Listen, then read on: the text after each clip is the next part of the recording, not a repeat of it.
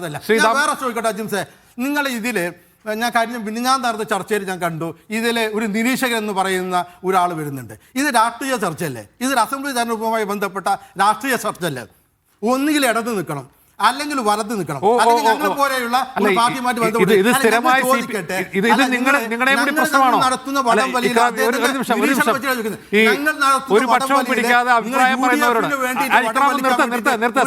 നിർത്തുന്നതാണല്ലോ. ഒരു പക്ഷവും പിടിക്കാത്തവരോടുള്ള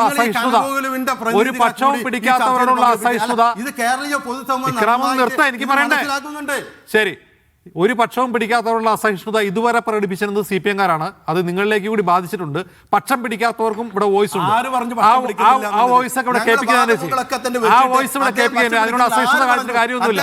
കേട്ടല്ലോ, അതിനോട് അസഹിഷ്ണുത കാണിച്ചിട്ട് ശ്രീ ദാമോദർ പ്രസാദ്, ഈ രാഷ്ട്രീയ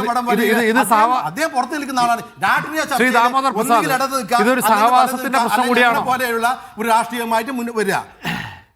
മറ്റു വിഷയങ്ങളാണെങ്കിലും ഓക്കെ, പറഞ്ഞോട്ടെ അദ്ദേഹം പറയട്ടെ. ഇപ്പോൾ SDP ചിന്തിക്കുന്ന പോലെ ഞാൻ ചിന്തിക്കാൻ നിങ്ങൾ തോട്ട് പോലീസൊക്കെ നിങ്ങളുടെ ഇറക്കണ്ട, അത് കയ്യിൽ വെച്ചാൽ മതി. അതുപോലെ എനിക്ക് എൻ്റേതായ പെർസ്പെക്റ്റീവിൽ ഞാൻ പൗരസമൂഹത്തിൽ ഈ ജനാധിപത്യ സംവിധാനത്തിൽ ജീവിക്കുകയും അത് ശ്വസിക്കുകയും ചെയ്യുന്ന ആളാണ്.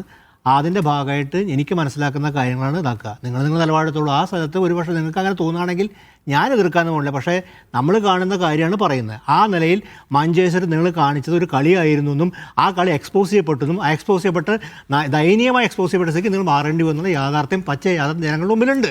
അത് പറയുന്നതിൽ നിങ്ങൾക്ക് വിഷമമുണ്ടെങ്കിൽ വിഷം സഹിക്കുക, അത്രയേ ഉള്ളൂ അതിനകത്ത്. അതിന് നിങ്ങൾ ഇനി എന്തൊക്കെ തരത്തിൽ ആരോട് ഉന്നയിച്ചാലും കാര്യം ഞാൻ ഉന്നയിച്ചു, അത് ഞാൻ സഹിച്ചു, അത് ഞാനവിടെ സഹിച്ചോളൂ. പക്ഷേ നിങ്ങൾ ആ പാർട്ടി മൊത്തം സഹിക്കേണ്ട കാര്യം നിങ്ങൾ ഫാഷന് വേണ്ടി കൂടെ നിൽക്കാൻ നിങ്ങൾക്ക് കാര്യങ്ങൾ നേടാണ്ടായിരിക്കും. നിങ്ങൾക്ക് പ്രവർത്തിക്കാൻ പൈസ സംവിധാനം ഇല്ല, ചിലപ്പോൾ അതിനുമായി ബന്ധപ്പെട്ട് ഡീൽ നടത്തിയിട്ടുണ്ടോ ആർക്കറിയാം. പക്ഷേ ഇവിടെ പ്രധാനപ്പെട്ട കാര്യം ഈ നമ്മൾ നേരത്തെ ഉന്നയിച്ച ഒരു പ്രധാനപ്പെട്ട ഈ അടിയന്തരാവസ്ഥയെ ബന്ധപ്പെട്ടൊരു കാര്യത്തിൽ അന്നത്തെ കാലഘട്ടമല്ല 2006 എന്ന് പറഞ്ഞാൽ നേരത്തെ അജീം സൂചിപ്പിച്ച പോലെ ഈ ഗുജറാത്ത് കലാപത്തിന് ശേഷമുള്ള ഒരു കാലഘട്ടമാണ്. ഹിന്ദുത്വം വലിയ തോതിൽ സ്വാധീനം ചെലുത്തുന്ന കാലം 2006. ആ സമയത്ത് സതീശനെ പോലൊരു നേതാവിന് തിരിച്ചറിവ് ഉണ്ടാവേണ്ടതായിരുന്നു. ആ തിരിച്ചറിവില്ലാതെ തെറ്റായി. പക്ഷേ 2014 സ്ഥിതി വ്യത്യസ്തമാണ്.